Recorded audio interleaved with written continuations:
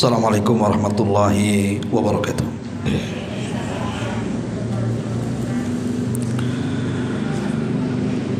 Bismillah wassalatu wassalamu ala rasulillah wa ala alihi wa sahbihi wa mawalah wa la hawla wa la quwata illa billahi wa ba'du.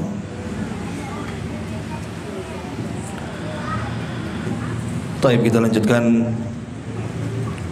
Kajian kita masih membahas kitab Bulughul Maram, dan kita masuk pada bab salat Idaini. Masih bicara soal salat dua Id, Idul Fitri dan Idul Adha. Kita masuk pada hadis kedua. Wa an Abi Umair ibni Anas an umumatin lahu minas sahabati anna rabban ja'u fashahidu annahum ra'awul hilala bil amsi fa'amarahumun nabiyyu sallallahu alaihi wasallam an yuftiru wa idha asbahu an yaghdu ila musallahu. Rawahu Ahmad wa Abu Dawud wa hadha lafduhu wa isnaduhu sahihun.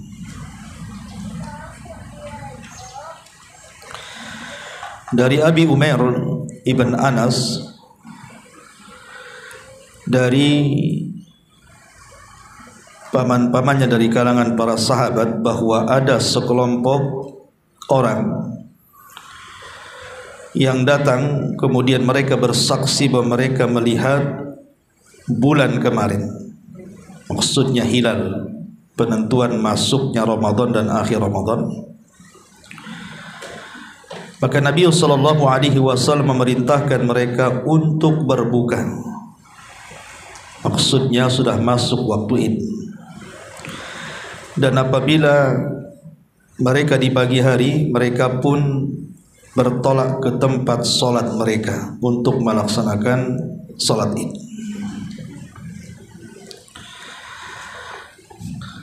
Ma'asyiral muslimat yang dimuliakan Allah Subhanahu wa taala, hadis ini bicara soal penentuan awal dan akhir bulan Ramadan, bahwa penentuan awal dan akhir Ramadan itu ditentukan dengan ru'yatul hilal, melihat bulan. Sekarang kita sudah memasuki akhir daripada bulan Sya'ban. Nanti pada tanggal 29 Sya'ban, maka seluruh kaum muslimin satu dunia mereka akan mulai melihat bulan.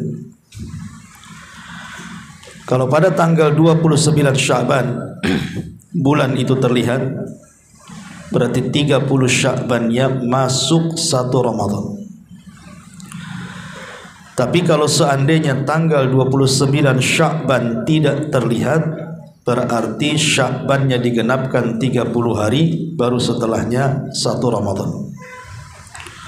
Karena penanggalan Hijriyah itu tidak mungkin lewat dari 30. Lain kalau Masehi ada 31-nya. Kalau Hijriyah tidak ada. Kalau tidak tanggal 29, tanggal 30 saja. Lah di sini ada anjuran Nabi sallallahu alaihi wasallam, apabila kita tahu bahwa pemerintah menentukan bahwa besok puasa, maka kita dianjurkan untuk melafadzkan sebuah doa yang diajarkan oleh Abdullah atau Nabi sallallahu alaihi wasallam dari Abdullah ibn Umar radhiyallahu anhuma. Kana Rasulullah sallallahu alaihi wasallam idza ra'al hilala, Rasul itu kalau melihat bulan masuknya Ramadan, qala, maka dia berkata Allahu Akbar. Allahumma ahillahu alaina bil amni wal iman was salamati wal islam wat taufiq lima tuhibbu rabbuna wa tarda. Rabbuna wa rabbukallahu azza wa jalla. Rawahu Tirmidzi. Dari Nabi SAW kalau melihat bulan, artinya bulan sudah terlihat, besok berarti masuk 1 Ramadan, maka Nabi SAW bertakbir. Kemudian Nabi SAW berdoa, Allahumma ahillahu alaina bil amni wal iman. Ya Allah, semoga bulan yang tanpa ini, masuknya Ramadan, membawa keamanan dan juga keimanan. Wassalamati wal islam, dan keselamatan serta keislaman. Wat taufiq lima tuhibbu rabbuna wa yarda, dan membawa taufik terhadap apa yang kau sukai wahai Rabb kami dan kau ridai. Rabbuna wa rabbukallah, Rabb kami dan Rabb engkau adalah Allah subhanahu wa ta'ala. Hadis ini dikeluarkan oleh Al-Imam At-Tirmidzi. Walaupun secara sanad sebagian ulama melemahkan seperti Syekh Nasiruddin Al-Albani rahimahullahu ta'ala, akan tetapi secara lafaz kalau kita gunakan untuk berdoa ini sangat bagus sekali. Begitu kata para ulama.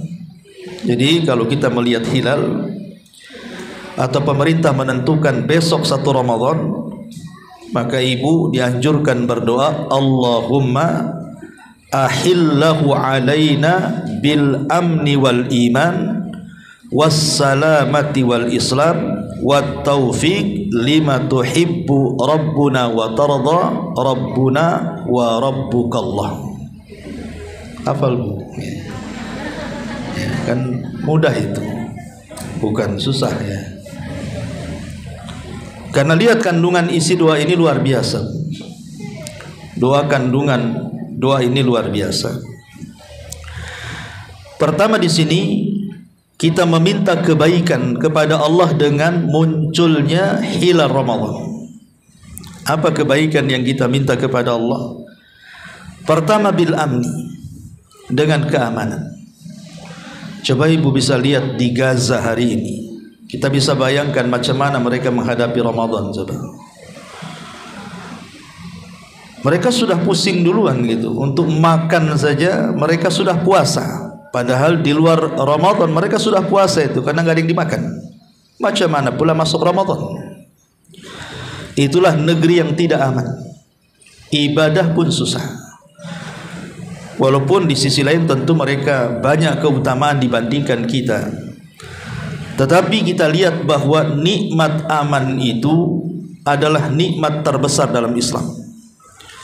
Makanya Allah subhanahu wa ta'ala ketika menceritakan di dalam surah Quraisy, bagaimana Allah subhanahu wa ta'ala berfirman kepada penduduk Quraisy, li'ilafi Quraisyin ilafihim rihlatash syita'i was-sayf falya'budu rabb hadzal bait alladzi at'amahum min ju'in wa amanahum min khauf. Di sini ada kalimat Allah berikan keamanan kepada mereka setelah mereka dilanda rasa takut. Dengan nikmat aman itulah orang-orang Quraisy bisa berniaga dengan jarak yang sangat jauh ke Yaman dan Syam, Palestina sana. Yang tak jarang di tengah jalan itu terkadang mereka harus menghadapi panas teriknya matahari, kemudian susahnya jalan di padang pasir, belum lagi para perompak padang pasir, macam-macam. Tetapi Allah berikan keamanan. Makanya aman itu nikmat Allah yang sangat besar yang harus kita syukuri. Bangsa itu kalau aman maka semua akan bisa dilakukan. Jangan urusan dunia, urusan akhirat pun kita bisa tenang melakukannya. Ibu bisa ngaji ke sini karena aman. Coba kalau tidak aman, tidak bisa sampai di sini.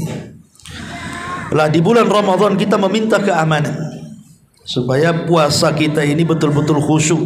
Karena aman kemanapun ibu pergi, maka tidak ada gangguan. Ini permintaan kita kepada Allah Azza wa Jalla. Yang pertama. Yang kedua bil iman. Selain aman, minta juga keimanan. Karena kalau seseorang sudah dipenuhi hatinya dengan iman, iman inilah yang menggerakkan badanmu.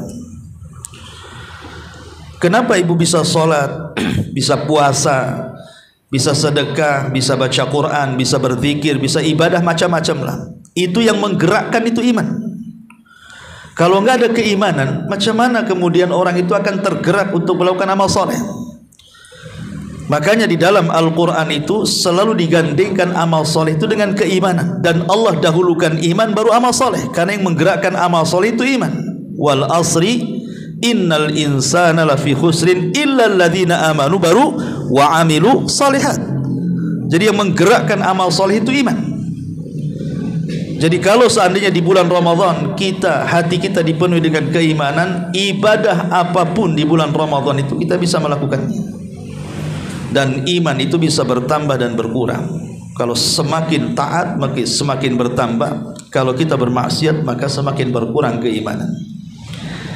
Jadi ini yang kedua. Pertama minta keamanan, yang kedua minta keimanan. Karena dua-duanya adalah ketenangan. Baik aman atau iman. Kalau aman bicara soal negeri, kalau iman bicara soal individu. Jadi kita dengan iman merasa aman dan negara juga aman. Kalau aman dua-duanya, enaklah kita beribadah kepada Allah Subhanahu wa taala. Kemudian yang ketiga, bisalamati wal Islam. Yang ketiga bicara soal keselamatan. Maksudnya keselamatan di sini adalah minal afati wasyurur. Selama di bulan Ramadan itu kita meminta kepada keselamatan dari afat. Afat itu sesuatu yang bisa menghancurkan ibadah kita, ataupun syurur, keburukan. Jangan sampai di bulan Ramadan itu banyak keburukan-keburukan yang menimpa kita sehingga menghalangi ibadah kita. Ya, seperti umpamanya kesehatan, ataupun mungkin masalah-masalah ekonomi, ataupun masalah-masalah rumah tangga, anak-anak, tetangga, dan begitu seterusnya. Jangan sampai datang keburukan kepada kita. Kemudian juga oleh Islam. Dan Islam di sini artinya diberikan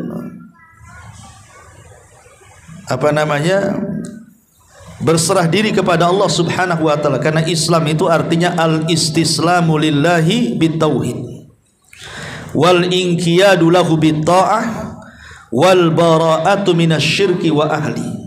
Jadi Islam itu artinya kita berserah diri kepada Allah. Al-istislamu lillah dengan apa? Dengan tauhid. Kemudian ketundukan kepada Allah dengan apa? Dengan ketaatan. Dan berlepas diri dari seluruh jenis kesyirikan dan para pelakunya. Itulah disebut Islam. Islam itu terdiri dari 3 kata: berserah diri dengan tauhid, tunduk dengan ketaatan, dan berlepas diri dari kesyirikan dan para pelakunya. Kalau tidak mencakup 3 kalimat ini berarti bukan Islam. Nah, kita minta kepada Allah Azza wa Jalla betul-betul kita ini diberikan keislaman yang kafah di bulan Ramadan ini.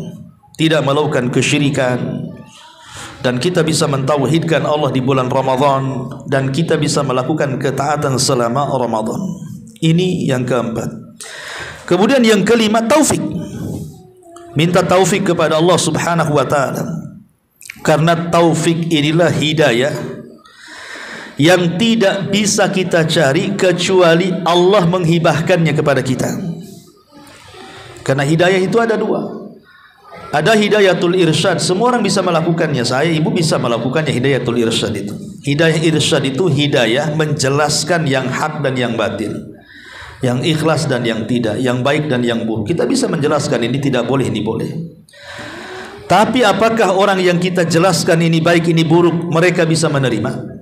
Mereka bisa sadar? Belum tentu. Kecuali karena taufik. Lah, taufik ini mahal harganya. Karena tidak semua orang diberikan taufik oleh Allah Azza wa Jalla. Termasuk yang menggerakkan iman, yang menggerakkan amal saleh, yang menggerakkan ibadah, kemudian masuk ke dalam Islam secara kafah itu semua karena taufik.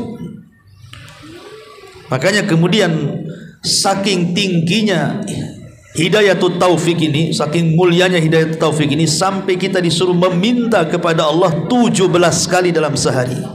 Ihdinas siratal mustaqim dalam surah Al-Fatihah setiap salat.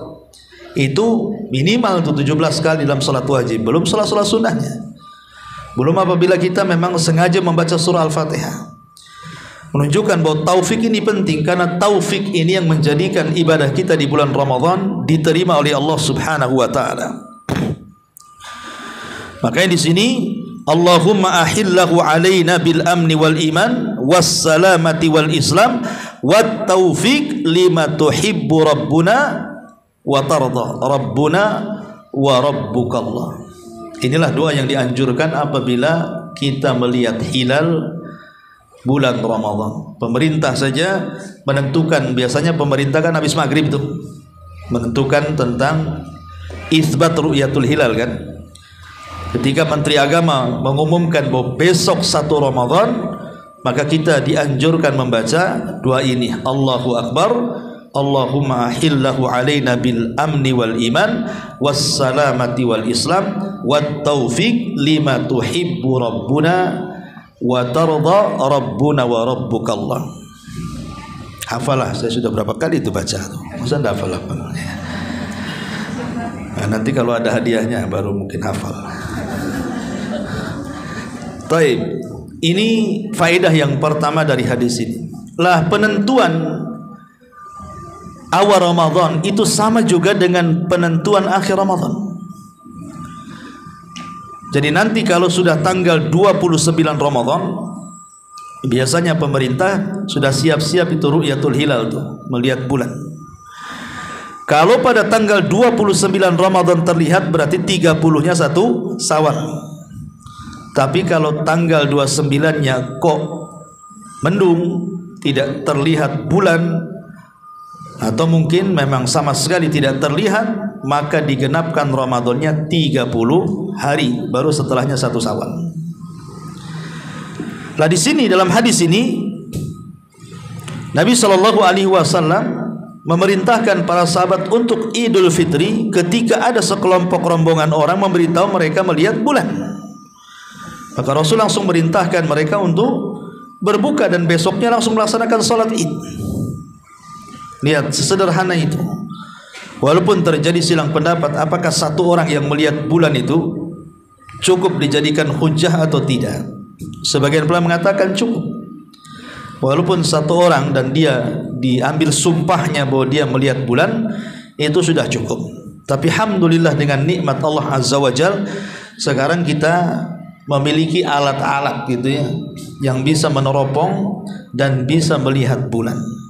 Yang tidak bisa dilihat oleh kedua mata, dengan alat itu kita bisa melihatnya. Yang jadi masalah adalah ulama fikih itu membuat bab yang disebut dengan ikhtilaful matali. Kalau ibu baca kitab fikih, ketika bicara soal melihat bulan di bulan Ramadan itu ada bab namanya ikhtilaful matali, perselisihan soal melihat bulan. Apakah satu dunia itu satu poros, di mana Saudi melihat satu dunia harus ikut Saudi, Indonesia melihat satu dunia harus ikut Indonesia, Malaysia melihat satu dunia harus ikut Malaysia? Apakah satu dunia itu satu poros? Ataukah masing-masing negara memiliki kebijakan melihat masing-masing? Indonesia tidak harus ikut Malaysia, Malaysia tidak harus ikut Saudi, Saudi tidak ikut negara-negara lain. Ini yang menjadi kemudian perselisihan panjang para ulama, yang akhirnya kemudian ada di satu negara itu ada yang Ramadannya ikut pemerintah, ada yang Ramadannya ikut Saudi. Pokoknya Saudi melihat kami puasa, padahal pemerintah besok memanjakan karena digenapkan. Sebenarnya perselisihan ini sudah ada sejak zaman para sahabat, ya. Sehingga perselisihan seperti ini tidak mempengaruhi tentang wahdatul ummah, persatuan umat, sebab dari zaman para sahabat sudah ada perselisihan seperti ini. Contoh umpamanya hadis tentang kurek. ibnul Harith. Jadi satu hari Quraib ini berangkat dari kota Madinah menuju Syam. Sampai di Syam ketika itu bulan Ramadan. Lah di Syam ketika itu yang berkuasa adalah Muawiyah bin Abi Sufyan. Lah orang-orang Syam dalam kekuasaan Muawiyah bin Abi Sufyan pada hari Kamis mereka melihat bulan. Berarti Jumatnya mereka berpuasa. Jadi mereka melihat hari Kamis tanggal 29 Sya'ban, kemudian Jumatnya 1 Ramadan. Maka orang-orang Syam berpuasa di tanggal 30 Sya'ban karena 29-nya terlihat. Mereka mengganjilkan. Kemudian di pertengahan bulan Quraib ini pulang dari Syam ke kota Madinah. Di kota Madinah berjumpa dengan Abdullah ibnu Abbas radhiyallahu anhuma. Abdullah ibn Abbas bertanya ya kepada Quraib ini, hari apa di Syam itu berpuasa? Maka Quraib kemudian menjelaskan hari Jumat. Kata Abdullah bin Abbas, adapun kami di kota Madinah hari Sabtu. Berarti kan berselisih itu. Di Syam puasa hari Jumat, sementara di Madinah puasanya hari Sabtu.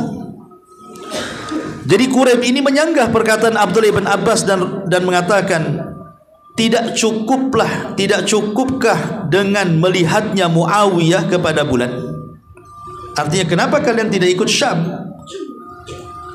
Tetapi Ibnu Abbas radhiyallahu anhuma mengatakan, hakadha kama amarana Nabi sallallahu alaihi wasallam. Begitulah apa yang diajarkan Nabi kepada kami, ketika kami tidak melihat bulan maka kami genapkan.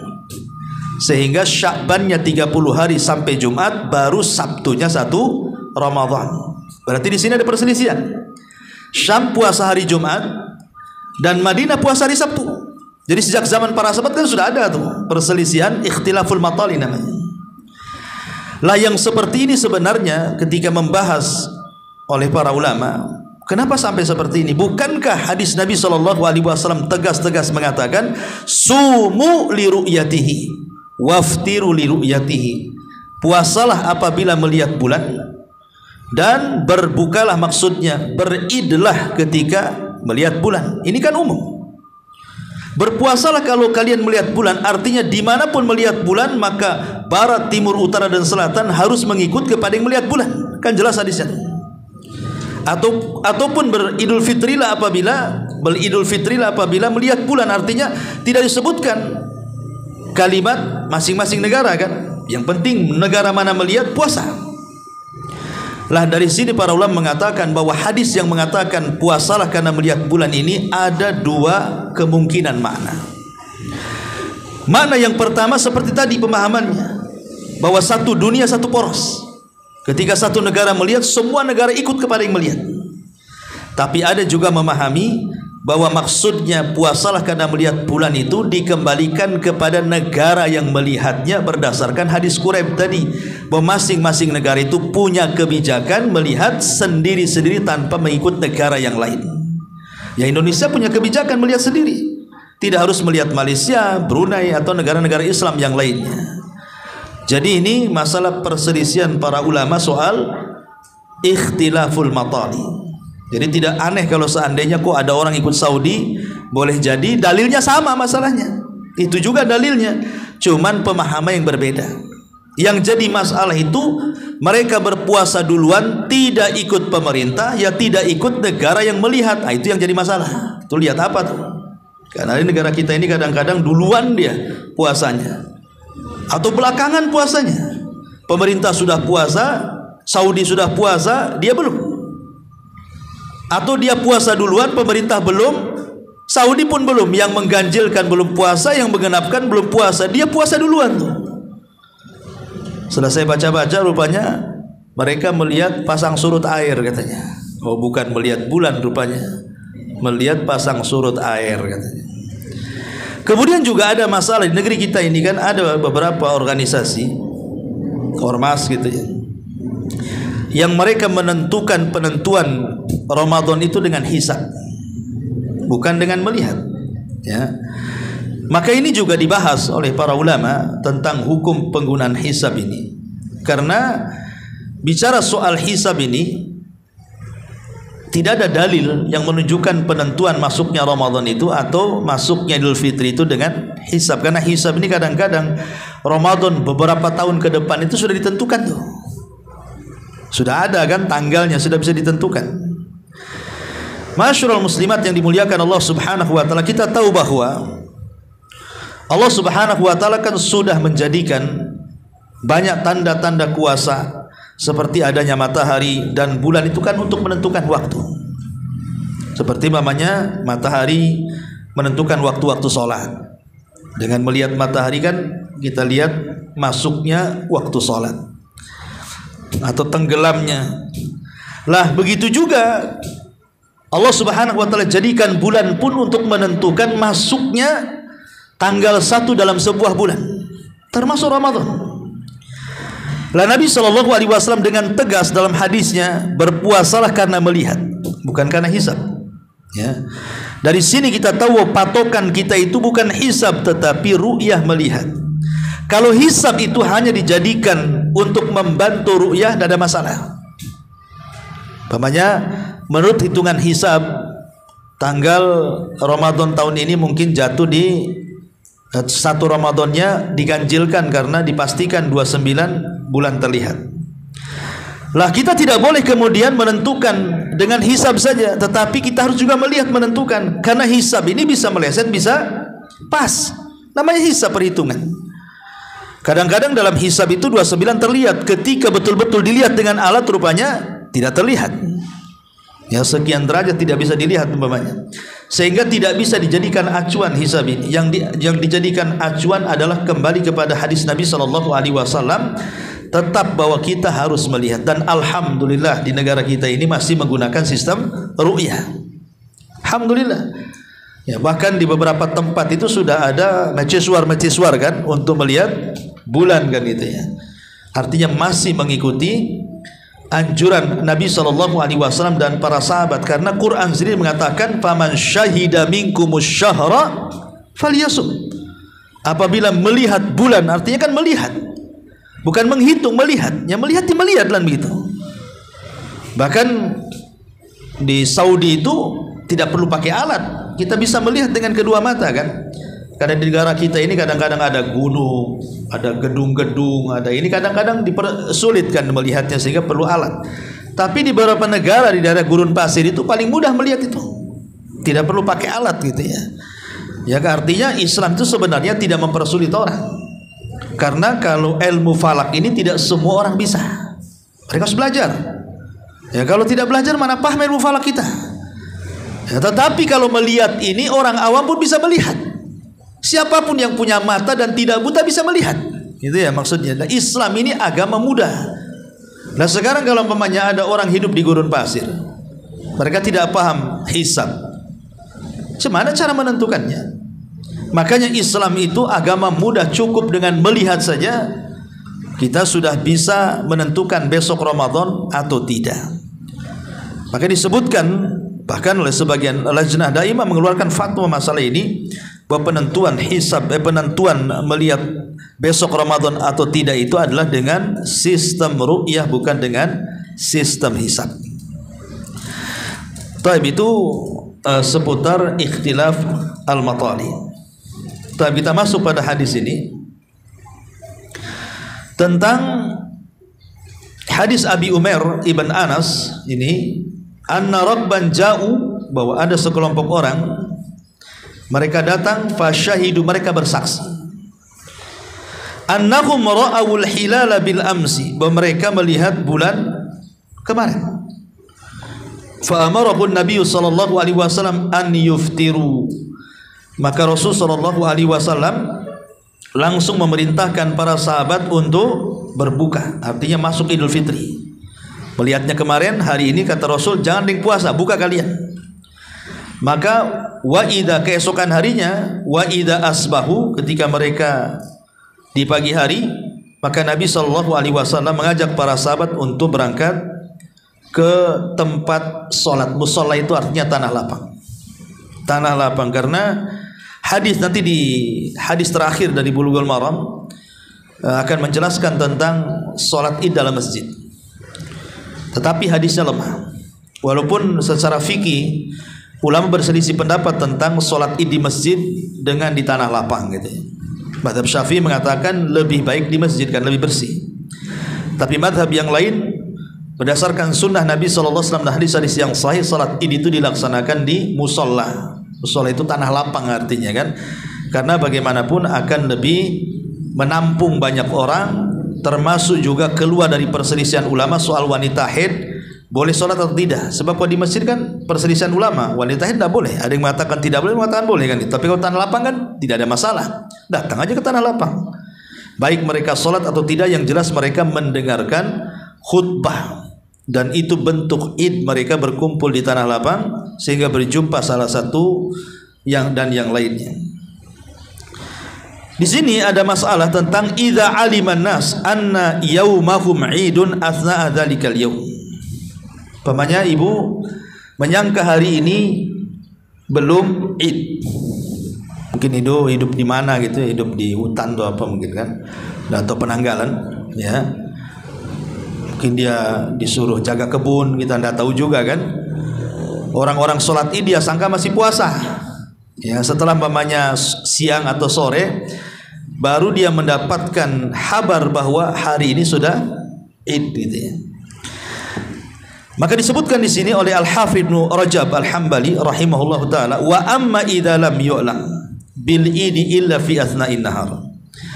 Adapun kalau tidak diketahui bahwa hari ini id kecuali setelah datang siang hari, fa in ulima bihi qabla zawali syamsi kharaju min waqtihi wa sallu salatal id. Kalau mereka mengetahui bahwa salat idnya itu sebelum duhur, maka mereka disyariatkan sholat id hari itu juga. Pamannya tahunya sebelum duhur, jam 10 tahu, atau jam 11, pokoknya sebelum duhur lah, sebelum matahari itu zawal ke arah barat gitu ya, tergelincir ke arah barat. Maka sebelum sholat duhur berarti masih disyariatkan sholat id, langsung sholat kita ya. Tetapi wa in syahidu ba'da zawal fi athna'in nahar, tetapi kalau mengetahuinya setelah duhur bahwa hari ini adalah hari id, faqala aktsarul ulama, maka kebanyakan para ulama berpendapat yakhrujuna minal ghad lis salati, nunggu esok lagi, besok namanya kan ini sudah duhur, artinya waktu ini sudah habis, berarti kapan sholatnya? Besok lagi ya, besok pagi baru kita melaksanakan sholat id. Lah ini juga berlaku kepada, mungkin ada beberapa orang yang bertanya kepada saya soal saya ikut pemerintah Ustaz, tapi ketika pulang kampung keluarga saya ikut organisasi tertentu. Kalau seandainya saya ikut pemerintah, maka akan jadi masalah dengan keluarga. Apalagi sholat id sendirian atau hanya satu keluarga, yang lain tidak, satu kampung menyelisih saya, tentu akan jadi fitnah ya. Maka ini pun pernah saya tanyakan kepada salah seorang ustadz juga yang lebih senior daripada saya. Maka dia mengatakan, menukilkan beberapa fatwa bahwa kita tidak perlu sholat, tapi kita cukup membatalkan puasa, karena bagi kita id, bagi mereka bukan belum. Lah keesokan harinya kalau mereka sholat baru ikut sholat, untuk menghindari fitnah gitu maksudnya ya. Kalau ada madaratnya jauh lebih besar ataupun maslahatnya lebih kecil, atau mungkin sebaliknya ya, orang ini ikut Saudi gitu, pemerintah pula beda kan itu ya. Ya, walaupun kata Syekh Albani rahimahullahu taala secara dalil sebenarnya mengikuti satu poros dalam dunia itu lebih baik, itu yang kuat. Tetapi karena akan terjadi perselisihan dalam sebuah negara, maka mengikuti pemerintah jauh lebih afdal untuk menyedikitkan perselisihan di antara kaum muslimin. Artinya secara dalil memang jelas berpuasalah apabila melihat bulan. Ini kan umum, dimanapun melihat bulan kita berpuasa kan, secara dalil memang kuat gitu ya. Tetapi karena ada maslahat, bila di sebuah negara kemudian terjadi perselisihan pendapat, maka sebaiknya yang menentukan adanya masuknya 1 Ramadan dan berakhirnya 1 Syawal sebaiknya dikembalikan kepada pemerintah. itu lebih utama dan lebih bisa mempersatukan umat. Karena Allah Subhanahu wa taala berfirman, "Qul atiullaha wa atiur rasul wa ulil amri minkum." Taatlah kepada Allah dan Rasulnya dan kepada ulil amri, maksudnya kepada pemerintah. Ini hadis yang pertama. Tapi masuk pada hadis yang kedua. An Anasin qala kana Rasulullah sallallahu alaihi wasallam la yaghdu yaumal fitri hatta ya'kula tamarat. Akhrajahu al-Bukhari. Wa fi riwayatin mu'allaqatin wa wasala Ahmad wa ya'kuluhunna afrada. Dari Anas radhiyallahu an, Nabi sallallahu alaihi wasallam dia tidak akan berangkat untuk melaksanakan salat Idul Fitri sampai dia memakan beberapa butir kurma kering, tamar, ya. Dan dalam riwayat Ahmad juga wa ya'kuluhunna afrada, dan memakan dari kurma-kurma itu satu-satu. Di sini berselisih pendapat tentang salat Idul Fitri dan Idul Adha, karena riwayat setelahnya dari Abi Burdah, dari bapaknya, dia mengatakan kana Rasulullah sallallahu alaihi wasallam la yakhruju yaumal fitri hatta yat'am wa la yat'am yaumal adha hatta yusalli. Rawahu Ahmad wa Tirmidzi wa sahahahu Ibnu Hibban. Nabi SAW tidak keluar ketika Idul Fitri sampai dia makan, dan dia tidak makan ketika Idul Adha sampai dia sholat. Berarti sunnahnya kalau Idul Fitri makan dulu baru sholat, kalau Idul Adha sholat dulu baru makan. Kenapa demikian? Karena Idul Fitri ini menandakan berakhirnya puasa. Berakhirnya puasa itu dengan datangnya Idul Fitri. Arti Al-Fitri itu kembali makan artinya. Sebab kita dilarang berpuasa ketika hari raya, untuk menunjukkan bahwa kita tidak berpuasa ketika hari raya, dan hukum puasa di hari raya itu haram hukumnya. Makanya kita makan dulu untuk menunjukkan hari itu tidak berpuasa. Dikhawatirkan kalau seandainya kita tidak makan, kemudian ibu sholat id, kelelahan tidur, nanti bangunnya pula malam kan gitu. Berarti kan berpuasa tuh, karena tidak makan kan. Lah dikhawatirkan jatuh kepada keharaman karena berpuasa di hari raya. Makanya kenapa disuruh makan dulu, untuk menunjukkan kita tidak berpuasa, kemudian berangkat gitu ya. Dan disunahkan juga memakan tamar, memakan kurma kalau ada kurma, ya kalau nggak ada ya nggak apa-apa. Cuman kurma ini memang buah yang luar biasa, karena memang faedahnya kurma, makan kurma itu kan baik untuk lahir ataupun batin, itu semua faedahnya dapat. Termasuk ketika para ulama membahas tentang memakan 7 butir kurma di pagi hari, maka dia akan terhindar dari sihir dan racun dan segala hal yang membahayakan sampai sore hari. Ulama bahas apakah yang dimaksud hadis ini, dikhususkan kepada kurma Madinah, ya, atau disebut dengan ajwa, ataukah semua kurma? Ya, ada yang mengatakan bahwa dikhususkan kepada kurma ajwa. Kenapa? Karena sejarah ajwa itu dari sorga. Awal kurma ajwa Madinah itu dari sorga, di bawah Adam. Ya sekarang bukan, maksudnya kan awal bijinya, pertama kali kurma ajwa itu dari sorga. Sehingga karena awal sejarah kurma ajwa itu dari sorga, sehingga dikhususkan kepada ajwa. Tapi pendapat yang kuat, kata Imam Ibnu Utsaimin dan yang lainnya, bahwa kalau tidak ada kurma ajwa, maka berlaku kepada kurma-kurma yang lainnya. Jadi kalaupun tidak ada kurma ajwa, boleh kita mengkonsumsi kurma itu di pagi hari 7 butir, dengan diniatkan kita terhindar dari sihir, racun dan yang membahayakan.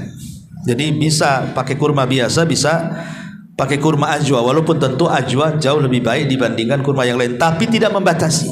Dan itu pendapat yang kuat, wallahu alam. Intinya bahwa sebelum berangkat sholat id, kalau Idul Fitri makan dulu, tapi kalau Idul Adha sholat dulu. Ya, Idul Adha sholat dulu. Kenapa? Karena setelah sholat kita merayakan kurban, ya, supaya termakanlah kurban-kurban itu, karena memakan kurban itu hukumnya sunnah. Makan itu hukumnya sunnah. Wallahu alam. Ini diantara 2 hadis saja. kita buat tanya jawab saja. Silakan.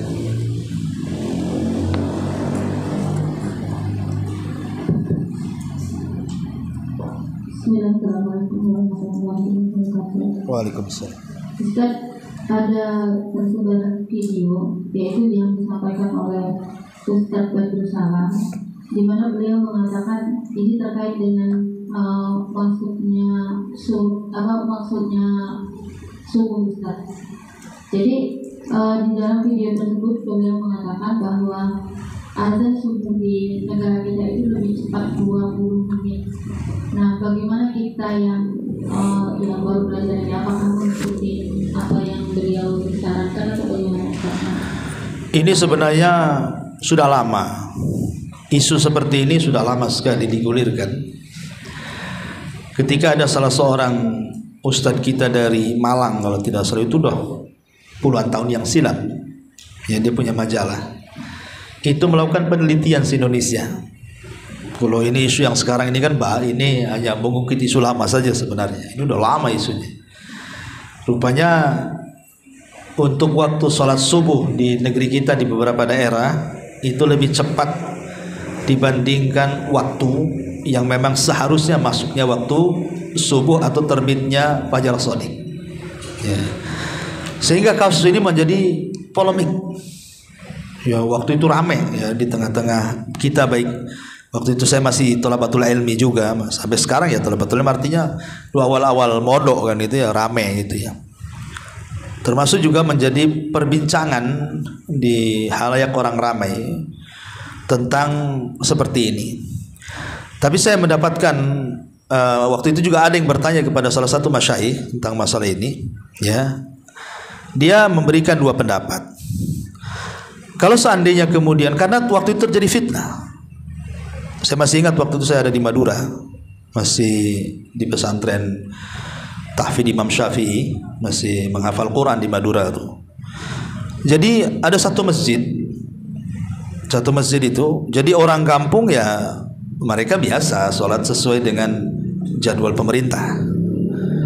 Nah, jadi selang 20 menit setelahnya datanglah ikhwan-ikhwan sholat lagi. Akhirnya kemudian menjadi geramlah warga situ, sampai bertengkar, sampai akhirnya warga situ kalau habis sholat subuh langsung di pagarnya langsung dikunci supaya gelombang kedua jangan masuk karena buat fitnah. Sampai kelahi gara-gara masalah dalam satu masjid dua gelombang sholat gitu ya. Yang satu ikut jadwal pemerintah, yang satu ikut penelitian tadi. Sehingga akhirnya, dan ini bukan di satu tempat, di beberapa tempat saja. Jadi waktu itu saya coba bertanya juga kepada senior dan juga ke beberapa masyayikh, ya kan.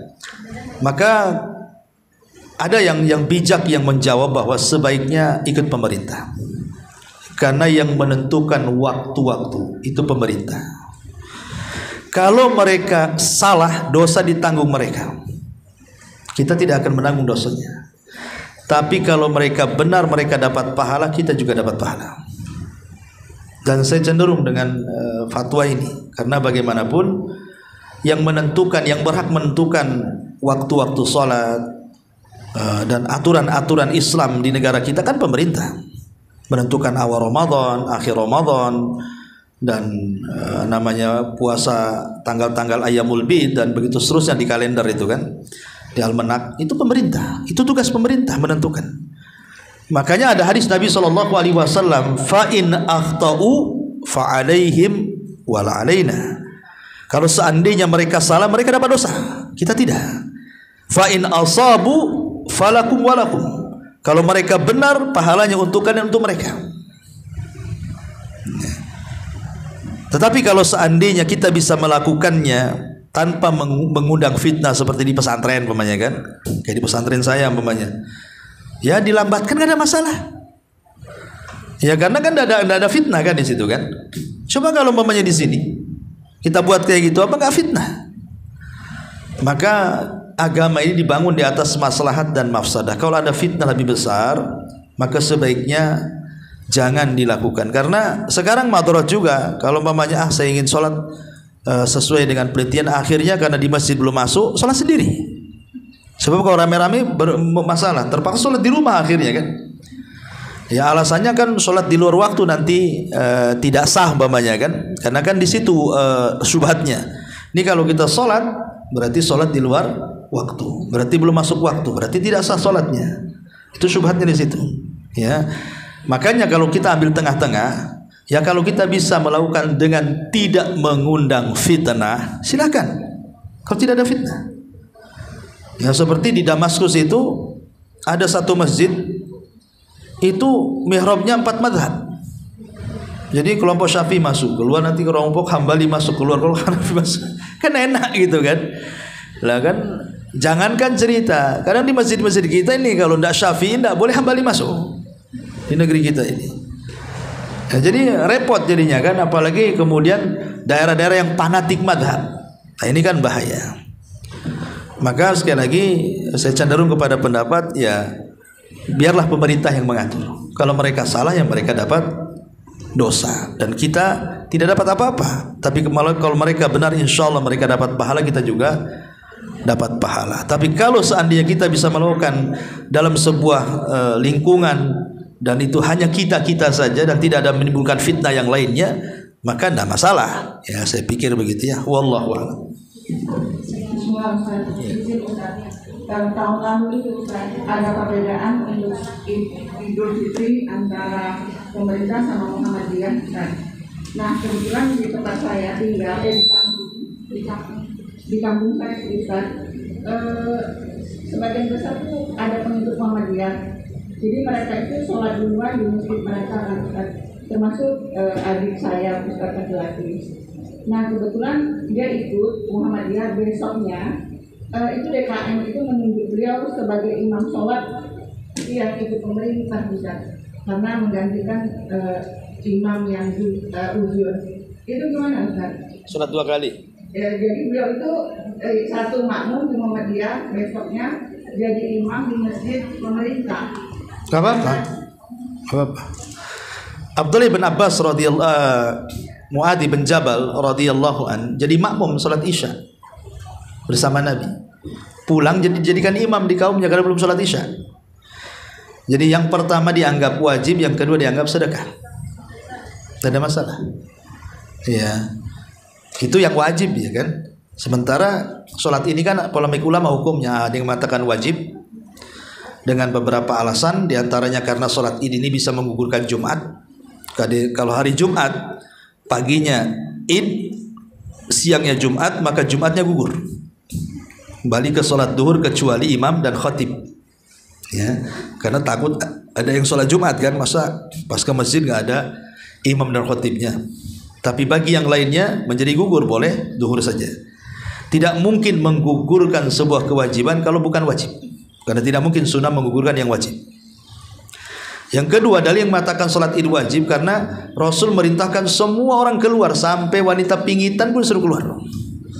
Suruh keluar. Tidak boleh ada yang di rumah. Kalau sunnah saja ngapain? Suruh keluar kan gitu ya. Ya sudahlah bapak-bapak aja keluar, atau yang wanita-wanita suci. Tapi ini semua keluar, yang haid pun disuruh keluar. Menunjukkan sholat itu wajib. Tapi ada yang mengatakan tidak, sholat yang wajib itu 5 waktu, selain itu sunnah. Itu soal polemik lah, masalah wajib dan tidaknya hukum sholat itu kan. Yang jelas ada yang mengatakan wajib, ada yang mengatakan tidak. Yang wajib saja bisa sholat kan. Bisa sholat 2 kali seperti Mu'adh bin Jabal. Atau ketika Nabi SAW sedang sholat, selepas sholat ada yang masbuk.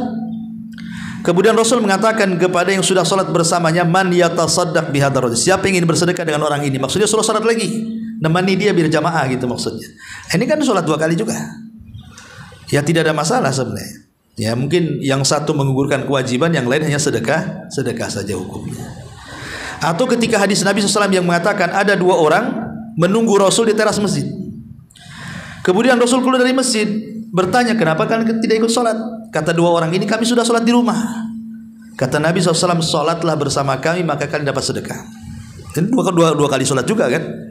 Ya, artinya karena ada sebuah hajat di situ, bukan karena disengajakan sholat duhur 2 kali. Tidak boleh kalau ini kan karena ada hajat. Pas ke masjid orang sholat, kita sudah sholat aja. Ya, dan yang kedua ini jadi sedekah gitu. Wallahu a'lam. Bismillah, Assalamualaikum Ustaz. Waalaikumsalam. Izin bertanya Ya. mengenai awal puasa Ramadan juga. Gini Ustaz, misalnya kan kita tinggal di Batam, kita mulai puasanya ikut pemerintah. Terus kita mau dekat hari raya kita pulang ke kampung. Terus di sana itu orang mulai puasanya lebih dulu 1 hari dari kita di Batam. Nah setelah sampai di kampung kita kan orang semua situ hari rayanya duluan dari pemerintah 1 hari. Jadi kita berarti puasanya kalau ikut dia hari raya di sana, puasanya kita 28 hari jadinya. Itu gimana sebaiknya Ustaz? Apa kita ikut hari raya di sana? Ikut pemerintah. Ibu nanti kurang 1. Ikut pemerintah. Iya. Nah, jadi walaupun orang itu semua udah hari raya. Kalau ibu takut fitnah, ikut sholat saja. Tapi ibu puasa. Karena ibu belum id. Oh, jadi kita tetap puasa aja. Iya, tetap puasa. Kalau ibu dengan tidak sholat menjadi fitnah. Iya. Tapi kalau nggak sholat jadi fitnah nggak masalah, biarinlah mereka. Nah, kita besoknya sholat, cari yang ikut pemerintah, sholat di mana ikut pemerintah. Atau kalau nggak ada sholat sendiri. Berarti kita sholatnya ikut sholat niatnya sholat hari raya 2 kali gitu ya? Iya, kalau ibu takut fitnah, maksudnya kalau nggak ikut sholat nanti ibu bisa di macam-macamin di situ kan. Ya udah ikut sholat, pura-pura ikut sholat saja. Ya. Padahal ibu sedang berpuasa. Tapi kalau nggak ada fitnah ya nggak ikut sholat kan, ibu belum selesai, masih 28 hari. Nanti kalau ibu ikut Idul Fitri, enak di ibu tuh, belum dipendekkan itu waktunya kan. Nah, kalau bisa nggak usah, karena awalnya ikut pemerintah, dan itu yang benar ikut pemerintah. Ya, karena ada juga punya jawaban orang itu, kita ikut aja hari raya sama orang itu, nanti besoknya kita puasa. Nggak bisa. Ibu namanya sengaja membatalkan puasa, dosa besar. Kalau tanggal 28 mereka lebaran ibu ikut buka, berarti ibu sengaja membuka puasa di bulan Ramadan. Itu dosa besar, nggak boleh. Maka ibu puasa saja. Kalaupun sholat ya sholat aja karena takut fitnah saja. Tapi kalau tidak takut fitnah nggak usah sholat. Nunggu besok. Kalau memang di daerah ibu nggak ada yang sholat, sholat sendiri di rumah kan nggak apa-apa sholat id. Nggak ada masalah dengan kaifiyah sholat id. Iya gitu solusinya. Wallahu a'lam. Wah ya.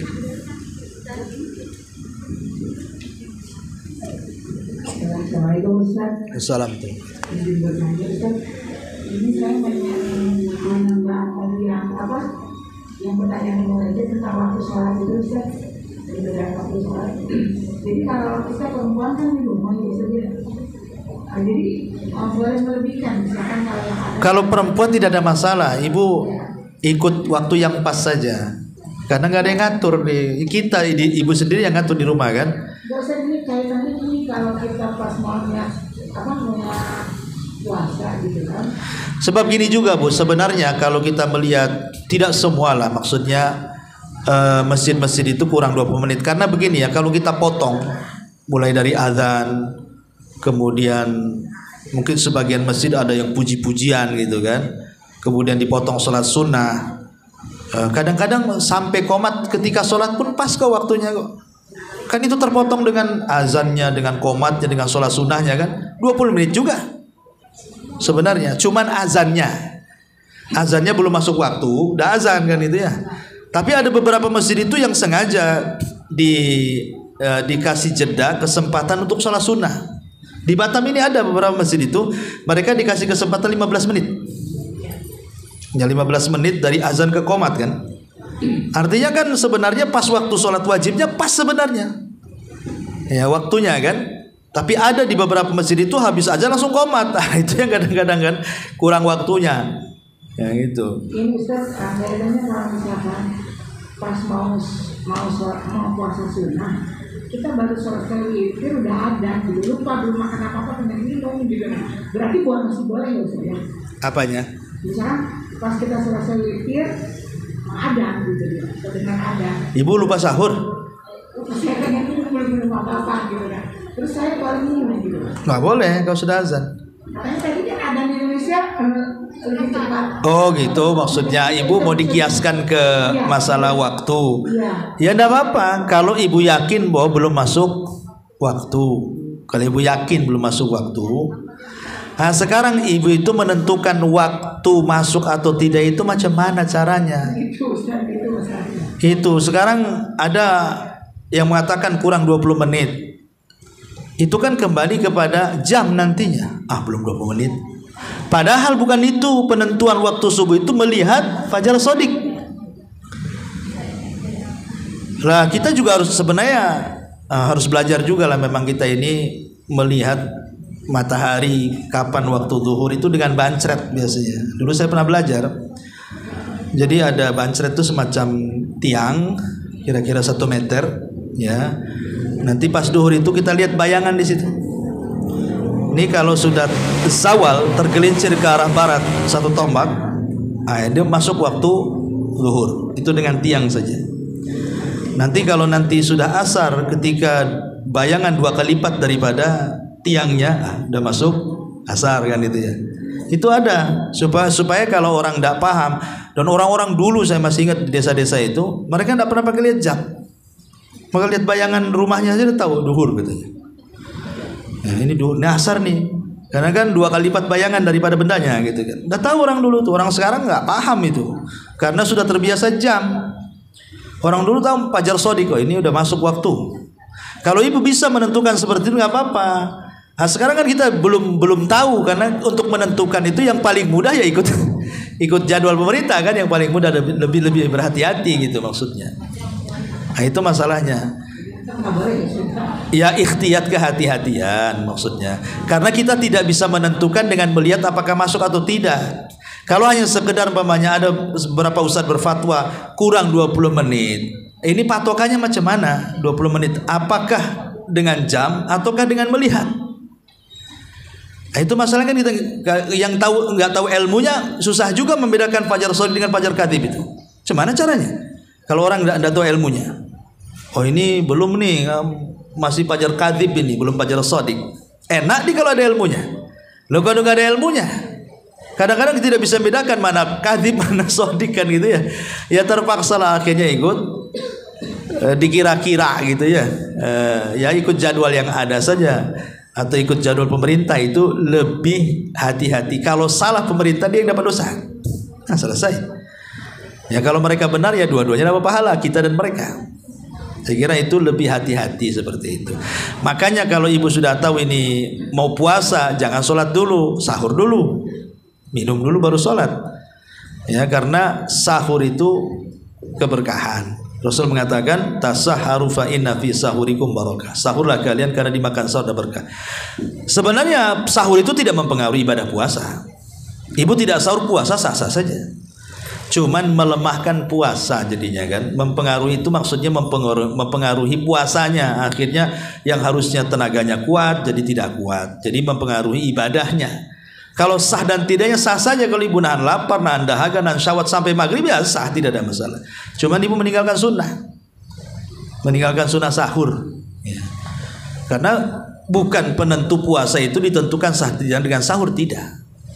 Sahur itu keberkahan supaya kita puasanya lebih fit lagi, lebih bisa melakukan ibadah selain daripada hanya puasa saja. Makanya kenapa dulu para sahabat itu seperti Anas bin Malik radhiyallahu anhu bertanya kepada Zaid bin Thabit, "Wahai Zaid, kau kan pernah bersahur bersama Nabi. Jarak sahurnya Nabi dengan azan subuh itu berapa jaraknya?" Kata Zaid bin Thabit, "Qadra khamsina ayat." Seperti engkau membaca 50 ayat. 50 ayat ya sekitar 20 menit menjelang azan kan.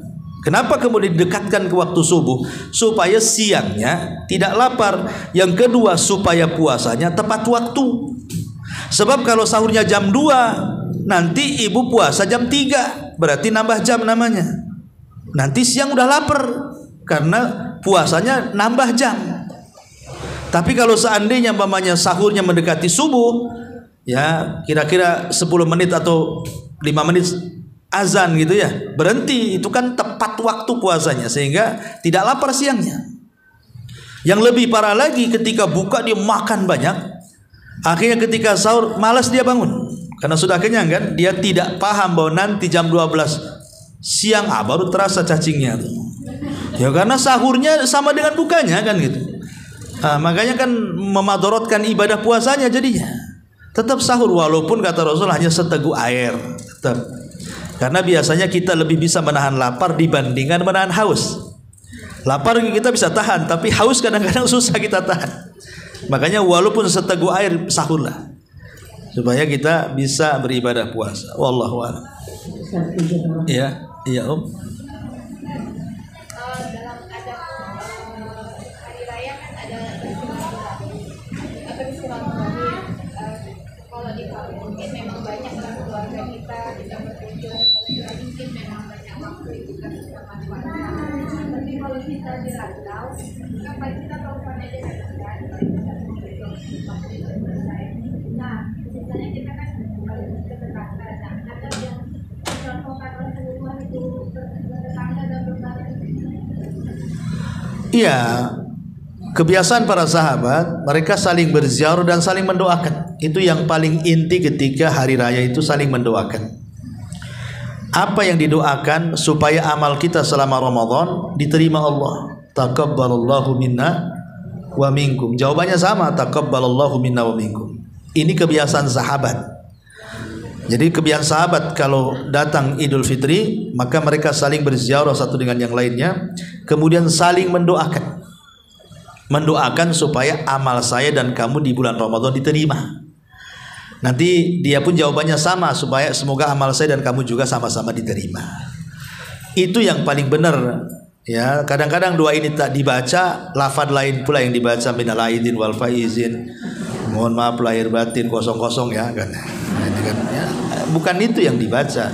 Ya, yang dibaca dulu taqabbalallahu minna wa minkum. Soal yang lain minta maaf itu ya sebenarnya sudah dilakukan di waktu Sya'ban sekarang harusnya kan. Kenapa nunggu Idul Fitri? Tapi nggak apa-apa minta maaf walaupun tidak ada salah juga memang disunahkan, nggak masalah.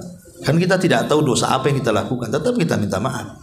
Tapi lafaz yang sangat dianjurkan maksudnya kebiasaan sahabat. Ya memang tidak ada hadis yang mengatakan bacalah itu kata Rasulullah. Cuman ada asar dari para sahabat apabila datang Idul Fitri atau Idul Adha, maka masing-masing mereka akan mengucapkan taqabbalallahu minna wa minkum. Ya ibu kalau nelpon ke keluarga pun itu juga yang harus diucapkan. Baik, umpamanya ibu nelpon ke keluarga, itu yang pertama, nelpon ke ibu, nelpon ke saudara, nelpon ke kerabat yang ada di kampung, itu yang pertama diucapkan sebelum yang lainnya. Ya, doa saling mendoakan gitu ya. Asal lepas itu ya terserah untuk minta maaf, apa itu terserah. Yang penting itu dulu, mendoakan dulu satu dengan yang lainnya tentang diterima ibadah kita dan dia di bulan Ramadan. Wallahu a'lam.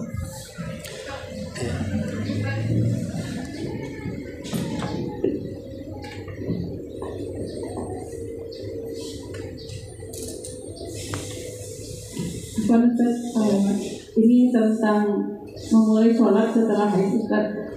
Baru ini saya dengar misalnya kalau kita berakhir haid pada waktu asar, maka sholat zuhur diqadha karena waktu zuhur ini bisa dijamak ke asar, dan begitu juga jika waktu haid berhenti di waktu isya, maka sholat maghrib dikerjakan pas kita udah mulai sholat. Itu benar begitu? Iya benar. Ada fatwa ulama seperti itu. Jadi dia harus mengqadha karena memang dua waktu itu bisa dilakukan dalam satu waktu. Tetapi yang bisa dijamak saja. Kalau pamannya di waktu maghrib tidak bisa asar ditarik ke maghrib, ataupun bersihnya waktu subuh tidak bisa isya ditarik ke subuh kan. Jadi hanya ada 4 sholat saja yang bisa tarik-tarikan itu, zuhur ke asar dan maghrib ke isya. Tetapi itu satu pendapat ya. Pendapat yang lain tidak. Ya kita sucinya di waktu kapan, itulah dia sholat di situ. Pamannya sucinya waktu isya, ya sholat isya, memang itu waktunya sholat isya bukan maghrib. Jadi itu masalah khilaf ulama. Ya. Ada yang mengatakan kalau sucinya di waktu asar, ya sudah asar saja. Alasannya kalau nanti bisa menarik zuhur ke asar, nanti bisa ditarik asar ke zuhur.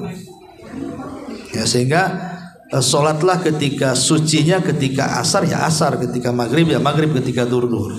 Tapi ada yang berpendapat lain ya, karena kalau kita suci pamannya di waktu isya berarti masih ada waktu melaksanakan maghrib, terpaksa dijamak takhir, maghrib dulu baru isya atau zuhur dulu baru asar. Ini masalah khilaf sebenarnya, masalah khilaf ulama ya. Ini kan perkara-perkara luas ya, ibu bisa lakukan dua-duanya tergantung itu pendapat mana ya. Wallahu a'lam.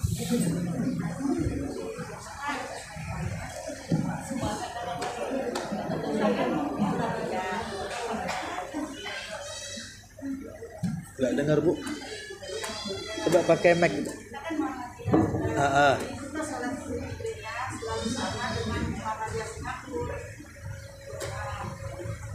Masa Muhammadiyah Singapura selalu ikut pemerintah, Ustaz? Itu gimana, Ustaz? Ya bagus lah kalau ikut pemerintah.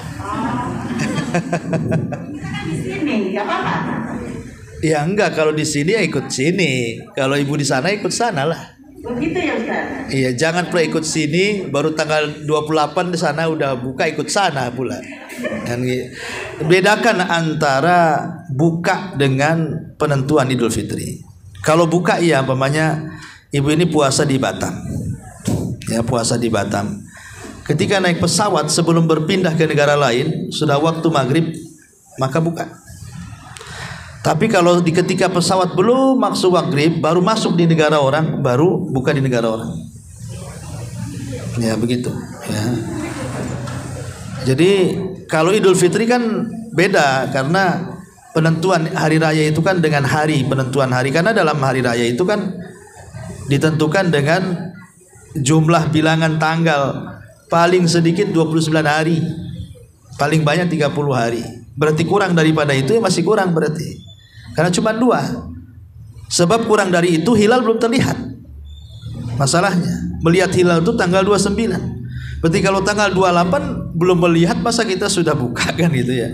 Nggak masuk di akal jadi. Wallahu a'lam. Ya, sekira cukup. Mudah-mudahan ada manfaatnya. Subhanallah bihamdika, asyhadu an la ilaha illa anta, astaghfiruka wa atubu ilaik. Allahu ta'ala alam. Assalamualaikum warahmatullahi. Intinya bahwa tolong berakhlak kepada Allah. Membahas tafsir dari surah Al-Imran. Lahirlah Imam Muslim, Abi Dawud, Tirmidzi, Ibnu Hibban. Jadi ketika Yunus alaihi salatu wassalam terkena undian itu,